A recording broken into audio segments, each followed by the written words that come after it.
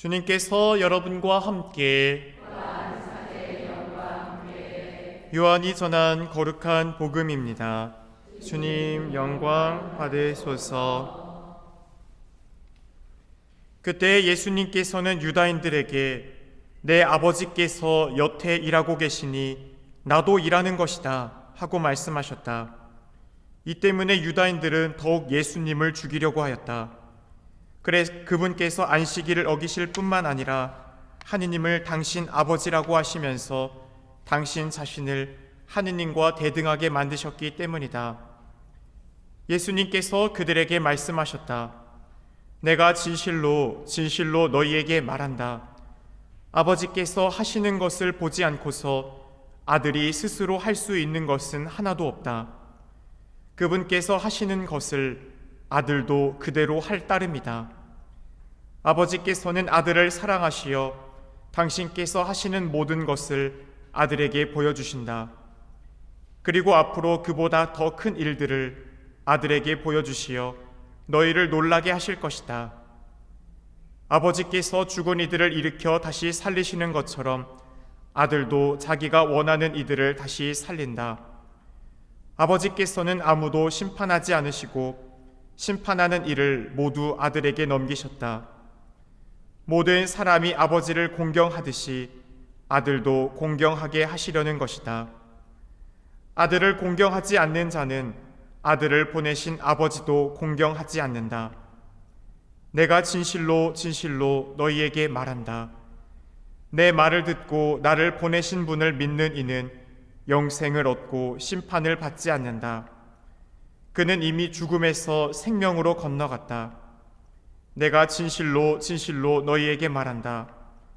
죽은 이들이 하느님 아들의 목소리를 듣고 또 그렇게 들은 이들이 살아날 때가 온다. 지금이 바로 그때다.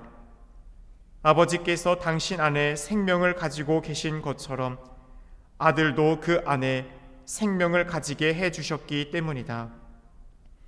아버지께서는 또 그가 사람의 아들이므로 심판을 하는 권한도 주셨다.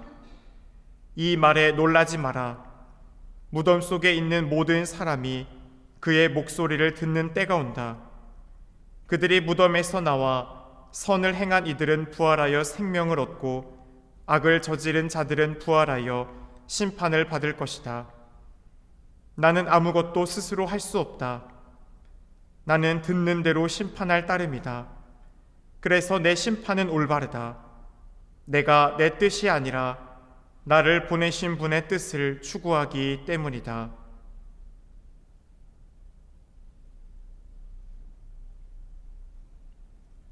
주님의 말씀입니다. 그리스도님 참여합니다. 참 예수님, 오소서. 성령님 새로나게 하소서. 사랑하는 형제 자매 여러분, 사순시기를 함께 걷고 있는 우리 모두에게 또 하느님의 평화가 오늘도 충만하기를 함께 기도합니다. 오늘 복음에서 예수님께서는 내 아버지께서 여태 일하고 계시니 나도 일하는 것이다 라고 말씀하시며 자신이 하느님과 특별한 관계에 있음을 드러냅니다. 그 관계는 단순한 유대나 상징이 아닌 생명과 심판의 권한을 공유하는 본질적인 일치, 곧 아버지와 나는 하나다라는 것을 이야기하고 있습니다. 이 말씀은 단순히 신학적인 선언을 넘어서 우리 각자의 삶에도 깊은 울림을 주는 또 복음의 진리라 할 수 있습니다. 왜냐하면 우리도 하느님의 자녀로서 하느님의 뜻에 따라 살아가도록 부르심을 받은 존재들이기 때문입니다. 아버지께서 하시는 것을 아들도 그대로 한다. 예수님은 아버지 하느님을 늘 바라보고 계셨습니다. 아버지의 뜻을 먼저 생각하시고 그분이 하시는 대로 따라 살아가도록 노력하셨습니다. 여기서 우리는 한 가지 중요한 질문을 마주하게 됩니다. 지금의 나는 누구를 바라보며 살아가고 있는가? 또 나의 삶의 중심이 되는 뜻은 무엇인가? 하는 것이죠. 내 삶의 기준은 세상의 눈입니까? 하느님의 눈입니까? 우리는 바쁘고 피곤한 일상 속에서 자신의 뜻과 생각으로 움직이기가 쉽습니다. 하지만 오늘 복음은 그런 우리들을 향해서 다시 한번 묻고 있습니다. 지금 누구의 뜻을 따라 살고 있는가? 사순시기인 지금 우리도 예수님처럼 하느님 아버지를 바라보며 그분의 뜻을 식별하고 따라가라는 노력이 우리에게 필요한 것입니다. 죽은 이들이 하느님 아들의 목소리를 듣고 살아날 때가 온다. 예수님은 죽은 자들을 다시 살린다고 하십니다. 육체의 죽음뿐만이 아니라 영적인 죽음, 곧 영원한 생명의 길이 그분께 있음을 주님은 우리에게 이야기하고 있습니다. 우리 안에 혹시 죽어있는 부분은 없습니까?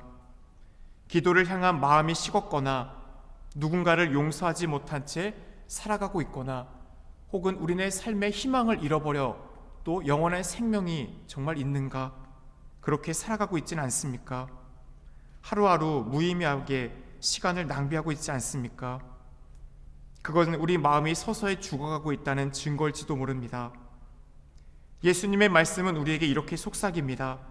지금이 바로 우리가 다시금 하느님 안에 기쁨으로써 살아날 때라는 것입니다. 형제 자매 여러분, 하느님의 말씀은 살아있고 지금도 우리에게 말을 건넵니다.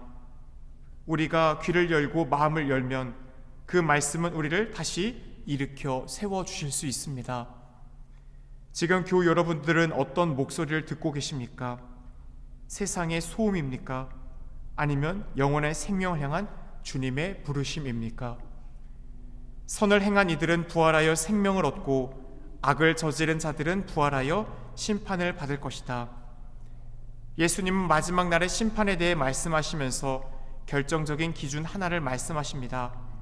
바로 선을 행한 이들이 영원한 생명을 얻는다라는 것입니다. 선이란 어떤 큰일만을 가리키는 것이 아닙니다. 작고 사소한 친절, 또 용서, 배려, 그리고 하느님을 향한 우리네 정직한 마음들, 오늘 하루를 시작하며 또 누군가에게 우리는 따뜻한 말을 건넬 수 있어야 됩니다. 마음에 맺힌 미움 하나를 또 놓을 수 있도록 그 사람을 위한 용서를 청하고 오히려 미움이 가득한 대상을 위해 기도해 줄 수 있어야 됩니다. 작은 것 하나라도 다시금 주님께 또 사랑의 길을 걷고자 하는 그 의지를 우리가 봉헌해 드린다면 우리는 이미 생명을 향해 걸어가고 있는 것이고 선을 행한 이들이 되는 것입니다. 사랑하는 형제자매 여러분, 사순시기는 단순히 참는 시기가 아니라 살아나는 시기입니다. 우리 마음 안에 잠들어 있던 그 사랑이, 꺼져가고 있던 용서가, 잊고 지내고 있던 하느님이 베풀으시는 무한한 사랑에 대한 그 감사의 마음을 다시 일깨워야 하는 시간입니다. 오늘 복음에서 예수님께서 아버지와 하나 되어 행하셨듯 우리도 주님의 뜻을 우리네 삶 안에서 실천하며 그분의 사랑을 드러내야 하는 것이 바로 은총의 사순식입니다. 그렇게 세 가지 질문을 오늘 우리는 함께 묻고 답해보면 좋을 것 같습니다. 나는 지금 누구의 뜻을 따르고 있습니까? 내 안에 죽어있는 부분은 무엇입니까? 오늘 내가 할 수 있는 작은 선은 무엇입니까? 이 질문들 앞에 멈추어서 기도하고 또 성찰할 수 있다면 우리는 분명 이 사순시기를 또 끝자락 더 깊이 있게 또 주님을 만나고 살아날 수 있는 시간을 될 것입니다. 주님, 당신의 목소리를 들을 수 있는 귀를 열어주소서. 분주한 세상 속에서도 주님의 뜻을 먼저 생각할 수 있는 마음을 허락하소서. 우리의 안식 없는 일상 속에 주님의 평화를 심어주시고 죽어있는 듯한 마음 구석구석에 주님의 생명으로 다시 숨을 불어넣어 주소서. 오늘 하루도 작은 선을 선택하여 또 의지를 갖고 사랑의 길을 걸어갈 수 있도록 용기를 주시고 예수님처럼 아버지의 뜻 안에 머무르는 삶을 살게 하소서. 우리 주 예수 그리스도를 통하여 비나이다. 아멘.